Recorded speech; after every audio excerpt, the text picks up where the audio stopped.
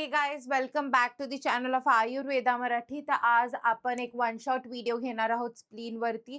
Again very important आहे. Spleen हा LAQ चा टॉपिक आहे. ऑल्सो SCQ ला येऊ शकतो. पेपर 1 पेपर 2 बोथला इक्वली इम्पॉर्टंट आहे तो.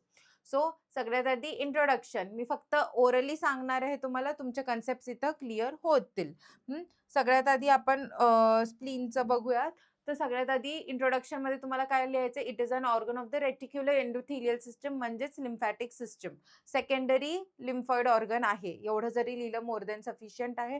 त्यानंतर पोझिशन लिहायची. पोझिशन 9 क्वाड्रंटच्या हिशोबाने कुठे आहे, left hypochondriac region mainly and epigastric region slightly or partly म्हटलं तरी चालेल.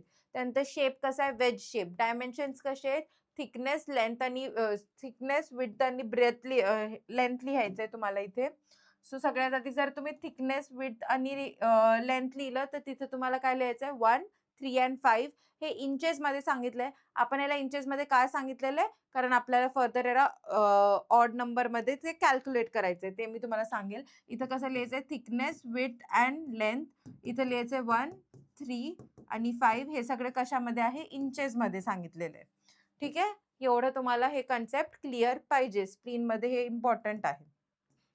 वेट याचं किती सांगितलंय, 210 ग्राम. त्यालाच आपण काय म्हणू, 7 ounces. 7 ounces. कलर कसा आहे, डार्क पर्पलिश रेड. ठीक आहे. ऍक्सिस ऑफ स्प्लीन कुठे असते, 10th रिब वरती असते. याचे कनेक्शन कोणत्या ते कोणत्या रिब मध्ये असते, तर कनेक्शन लिहायचंय 9 to 11 रिब. बट ऍक्सिस कोणत्या रिब वरती आहे स्पेसिफिकली, तर 10th रिब वरती. ठीक आहे, हे माहिती पाहिजे सगळ्यांना, इम्पॉर्टंट आहे. MCQ साठी पण एक्झाम मध्ये हे येऊ शकते. त्यानंतर organ of odd number. Organ of odd number याला का म्हटलेलं आहे, कोणी सांगितलेलं आहे, हॅरिसनी सांगितलेलं आहे. हॅरिस डिक्टम ऑड नंबर सुद्धा म्हणतात. आता याला ऑर्गन ऑफ ऑड नंबर का सांगितलेलं आहे, कारण याची जी थिकनेस होती ती किती होती, 1 इंचेस जरी असली तरी. त्यानंतर विड्थ किती होती, 3. लेंथ किती होती, 5. त्यानंतर वेट किती होतं, 7 ounces. हे 5 आहे, ते 5 आहे, 5. हा, त्यानंतर आपण याचं कनेक्शन किती बघितलं होतं, 9 to 11th रिब. बरोबर. हे सगळे काय आहे, ऑड नंबर्स आहेत ना, 1, 3, 5, 7, 9 आणि 11. म्हणून याला काय म्हटलेलं आहे, हॅरिस डिक्टम ऑड नंबर सुद्धा म्हटलेला आहे. हे तुम्हाला कॉन्सेप्ट माहिती पाहिजे, MCQ साठी महत्वाचं आहे. ठीक आहे. त्यानंतर एक्सटर्नल फीचर्स मध्ये सगळ्यात आधी एंड्स बघूया. एंड्स मध्ये कोणते 2 एंड्स होते आपल्याकडे, एक होता मीडियल एंड, एक होता लॅटरल एंड. मीडियल एंडलाच आपण काय म्हणतो, पोस्टिरियर एंड. लॅटरल एंडलाच आपण काय म्हणतो, अँटेरियर एंड. हे मी तुम्हाला कसं एक्सप्लेन केलं होतं, ही जर आपली स्प्लीन असेल, ही जर आपली स्प्लीन आहे, so this will be the medial end, this will be the lateral end. हे मी तुम्हाला कॅज्युअली सांगतेय. बरोबर. हा ऍक्सिस असेल ना, सेंट्रल ऍक्सिसच्या जवळ कोणता असेल, हा एंड, म्हणून मीडियल. हा दूर आहे म्हणून लॅटरल एंड. बट हे स्प्लीन असं प्लेस्ड आहे, जरी हा मीडियल असला तरी हा ह्या ऍक्सिसच्या हिशोबाने मागे आहे, म्हणून हा पोस्टिरियर टुवर्ड्स दी वर्टिब्रा असणार आहे. आणि हा जरी लॅटरल असला तरी हा पुढे आहे, म्हणून अँटेरियर म्हटलेला आहे. सो हा कॉन्सेप्ट तुमचा क्लिअर असला पाहिजे. तो एक्झॅक्टली पोझिशन त्याची कशी आहे हे तुम्हाला समजलं पाहिजे. सो 2 एंड्स कोणते आहे, मीडियल त्यालाच आपण म्हणू पोस्टिरियर, आणि लॅटरल त्यालाच आपण म्हणू अँटेरियर एंड. इथपर्यंत कन्सेप्ट क्लिअर झालाय. मीडियल एंड कसा असतो, तर हा कसा असतो, युजली ह्या डायग्राम मध्ये आपण बघूया. मीडियल किंवा पोस्टिरियर असतो, हा राऊंडेड असतो आणि ब्लंट असतो. लॅटरल असतो, हा एक्सपांडेड असतो आणि फ्लॅटेंड असतो. ठीक आहे, एवढं जरी लिहिलं तरी सफिशियंट आहे. त्यानंतर बॉर्डर्स. बॉर्डर्स मध्ये स्पेसिफिकली आपण काय बघितले होते, 3 बॉर्डर्स असतात. कोणते 3 असतात, सुपिरियर, इंटरमिडिएट, इन्फेरियर बॉर्डर.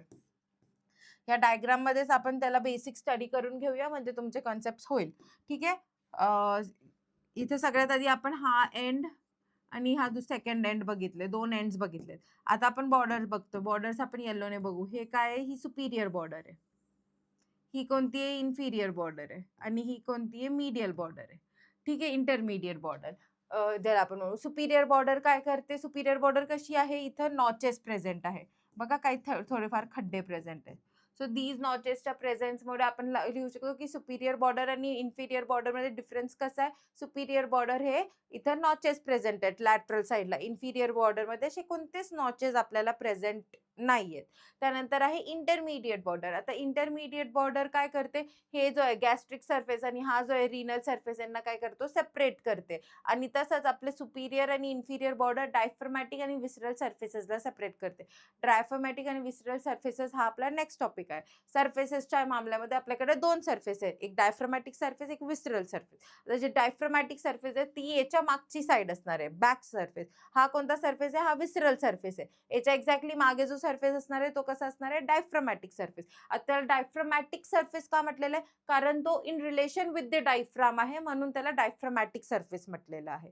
आता तो कसा आहे, कॉन्व्हेक्स आहे, स्मूथ आहे आणि इन कॉन्टॅक्ट विथ डायफ्राम, प्ल्युरा आणि 9th 10th आणि 11th रिबच्या कॉन्टॅक्टमध्ये आहे. बट विसरल सरफेस तसा आहे का, नाही. विसरल सरफेसमध्ये कोणाच्या कॉन्टॅक्ट असणार आहे, ऑर्गन्सच्या कॉन्टॅक्ट असणार आहे.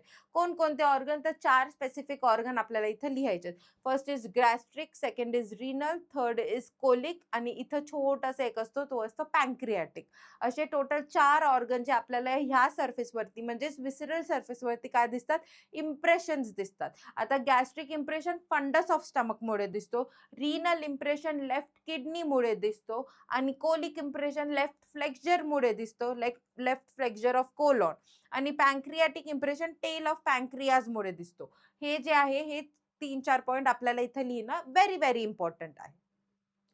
ठीक आहे, हे झालं. आपण कशाबद्दल बोललो, सरफेसेस बद्दल. सरफेसेस नंतर आपल्याला बघायचे अँगल्स. अँगल्समध्ये पण 2 अँगल्स असतात. एक असतात अँटेरियो बेसल अँगल, दुसरं असतात पोस्टेरियो बेसल अँगल. आता ही डायग्राम मी क्लीन करते. आता आपण नुसतं अँगल्स बद्दल बघूयात. सो अँगल्समध्ये सगळ्यात आधी anterobasal angle is between the junction of the superior border and the anterior end. So हा जो अँगल आहे हा काय झाला, अँटेरियो बेसल अँगल. आणि posterobasal angle is between inferior border and the anterior end. हा कोणता अँगल झाला, पोस्टेरियो बेसल अँगल. आता ह्यातला आपल्याला अँटेरियो बेसल अँगल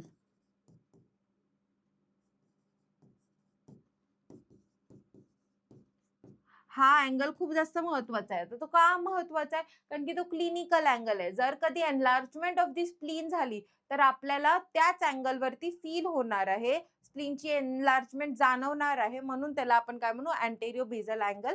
त्यालाच ऑब्लिक म्हणून क्लिनिकल अँगल म्हणतात. हे तुमचा वायवाचा इम्पॉर्टंट क्वेश्चन आहे म्हणून सगळ्यांना हा बेसिक माहिती पाहिजे. त्यानंतर आपण बघूया हायलम बद्दल. आता हायलम मध्ये सगळ्यात जास्त हा जो एरिया आहे दिस इज नोन ॲज दी हायलम.